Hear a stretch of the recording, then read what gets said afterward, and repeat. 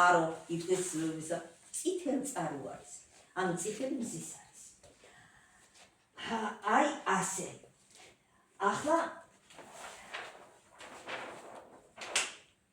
თვითონ სამშობლოში დაბრუნდა და ეს სამშობლო მისთვის რას წარმოადგენდა? რა შეიძლებოდა აქ გაეკეთებინა მას? ეს სამშობლო იყო მისთვის მზის წილ ხვედრი. მზის წილი. და ამიტომაც აღნიშნეთ აი ეს. იგივე ედენი, იგივე 3-4. იგივე ღვთის წილ ხვედრი. თურმე არ ყოფილა ეს ჩვენი მოგონილი და ახლა რომ ვამბობთ, ეს სადაც ჩვენ ახლა ვცხოვრობთ, არის ჩრდილოეთი. ჩვენი მამული. მაგრამ ჩვენ მქონია დედულიც. მზის სამოსახლო სამხრეთი. აი იქ მისულა ნოე. მაგრამ გაიხსენეთ, იქ ხომ მივიდა, ხომ მიიღო ნიშანი, რომ სიცოცხლე გადარჩა. საერთოდ მოიტანა, მტრედმა მოიტანა ის რტო. მარად მწვანე დაფნისდო, ხო? ფინიკისდო რა მნიშვნელობა აქვს. საიდან მოიტანა? იმთიდან, სადაც მივიდა, იმიტომ რომ აქ სიცოცხლე ყოველთვის იყო. მას წყალი ვერ ფარავს. არასოდეს არ იბინდება ამ მთაზე შობილთა, დაბადებულთა გონება. არასოდეს არ წაირღნება, წაირყвნება. მიაქციეთ ყოლადღება. ამიტომაც ნოე ზუსტად იქ დაიბანაკა. მაგრამ იქედან წავიდა ჩრდილოეთში. და ვენახი გააშენა ჩრდილოეთში. სად იყო ეს ჩრდილოეთი? რომელი აი თქვენი აზრით სად? თუ არარატის მთაზე შეჭერდა, მის ჩრდილოეთით ვენახი საქართველოში გაშენდა აქ. ამ სადაც ჩვენ ძირძველი რომ არ ყოფილიყო ნოემდე ეს კულტურა. ნოე რო საიდან აიღებდა ამას? როგორ გააკეთებდა? მას ეს კულტურა გაცილებით ძველია, ვიდრე წარღვნა. წარღვნამდელი ყოფილა. იმიტომ რომ ნოემ უკვე იცოდა ღვთისმეტყველთა ენა. ესე იგი ცოდნა ჰქონდა სამყაროს შესახებ. ბუნება ხომ იცოდა და იცოდა, მას ბუნების ენა ღვთისმეტყველიც იყო, ბუნების მეტყველიც იყო, ვარსკვლავთ მეცყველიც იყო. იმიტომ რომ სწორედ ციდან ეს მოდა ეს ხმა. ვარსკვლავეთიდან. მას ქართული ენა თუ არ იყო ეს და მისი მემკვიდრე არა ვარ, ნოე რა ენაზე ვლაპარაკობდა. სულ 3 ვაჟი ყავდა. სემი, ქამი, იაფეტი. სულ 3 შტო არის დღეს მოფენილი მსოფლიოში. ნოე რა ენაზე ვლაპარაკობდა თვითონ. მისგან წარმომდგარა ეს ენები. რომ თქვათ ახლა ებრაელი იყო და სემიტურ ენაზე ლაპარაკობდა, მაგრამ ქამი და იაფეტი საიდან გაუჩნდა? ან ერთ-ერთის ვერც ეს ვერ ვიტყვით, ხო? მას ნოე არის თავი და თავი. ძირი ამ ენისა, რაც კი სამყაროში საიდუმლო ყოფილა, ღვთისმეტყველო ენაში მოცემული, ეს ნოეს ცოდნია. და ამ ენას ბადალი არ მოეძებნება. რაღაც ცალკე დგას. რაღაც 3-ია, მაგრამ ამ დროს 1 არის. 3 + 1. ეს არის ღმერთის უკვდავების სიმბოლო, ხო? მე ჩემის ღრმა რწმენით ნოე ლაპარაკობდა იბერთა ენაზე. იბერი არის იგივე ბერთა წმინდა. იგივე სასულიეროთა, წმინდა მამათა ენა არის. ამ ენაზე ლაპარაკობდა. და ეს ძირი, რომელსაც ჩვენ ახლა ვიგულებთ, სწორედ იმ ენაში ყოფილა დამარხული. და სად დარჩენილა? ღვინოში ხომ არის ჭეშმარიტება?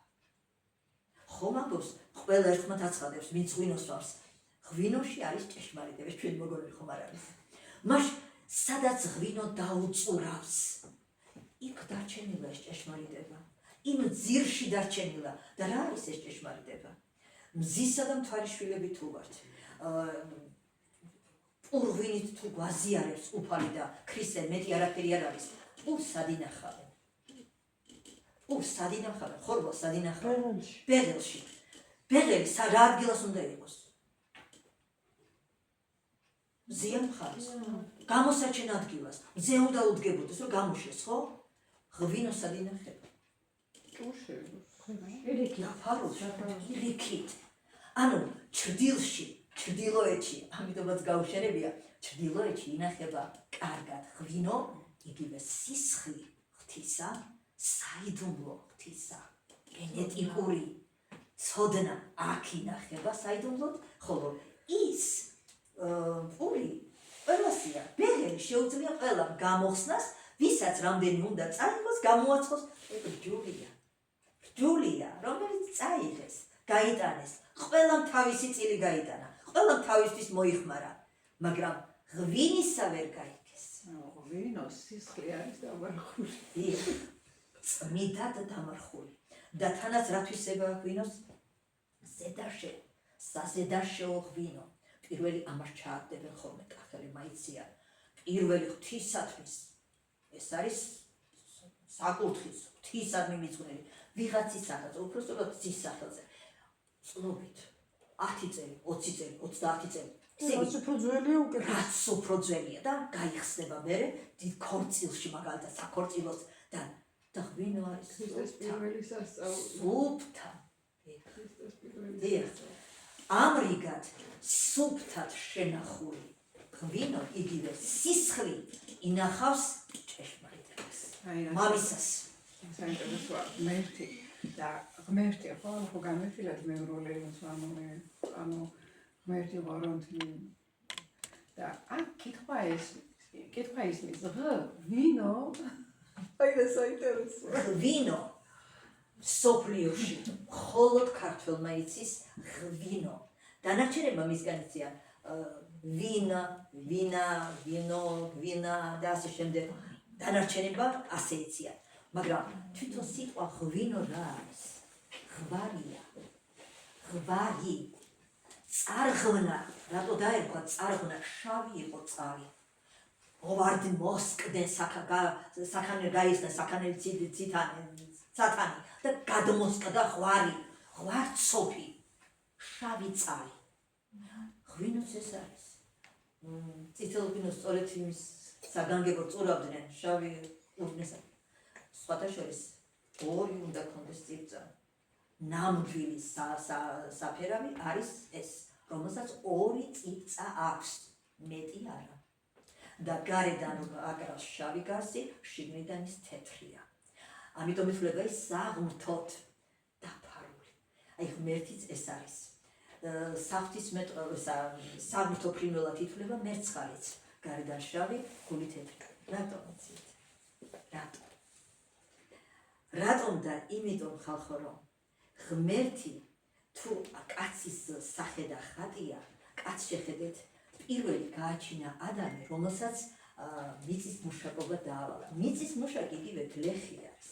გლეხი რომ ზეზე მუშაობს, შავია, შავდება. იმ შავებმა დანარჩენებმა, უმუშაკოებმა არაფერი არ გაუკეთებია ცხოვრებაში და მარტო დადიოდნენ, დასეირნობდნენ და ვაჭრობდნენ აქეთ-იქით. მიიტაცეს ეს ცოდნა და გამოაცხადეს თავი ღვთისშვილებად. არა და სინამდვილეში ღვთისშვილი მხოლოდ ის არის, ვინც კანს იცვლის, კანის ფერს.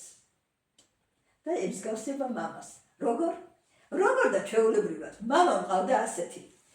ზაფხულში იყო გაროჯული, შავი იტყოდი ეს აგიაო, როგორც კი ზამთარი დადგებოდა, გადაიღდა და ქათქათა თეთრი. მამაჩემ ქათქათა იმერელიკას ქათქათა თეთრი ხდებოდა. აი ეს თვისება თუ აქვს კაცს, ის ღვთისშვილია. ღვთის მსგავსი და ნადამალია. და თუ ის ვერ შეიცვლის ფერს, ვერც ჩრდილოეთში და ვერც იქით და ვერც აქეთ, გამოდის რომ არა ბატონო, ის ცრუმარქვია გახლავთ. ამას გენეტიკოსები ჩემზე კარგად დაამტკიცებენ, მაგრამ ამას რომ მე თვითონ მივაგენი, უზომოდ ბედნიერი ვიყავი. აი ეს არის ღვთისშვილობა და ღვთისკაცობა.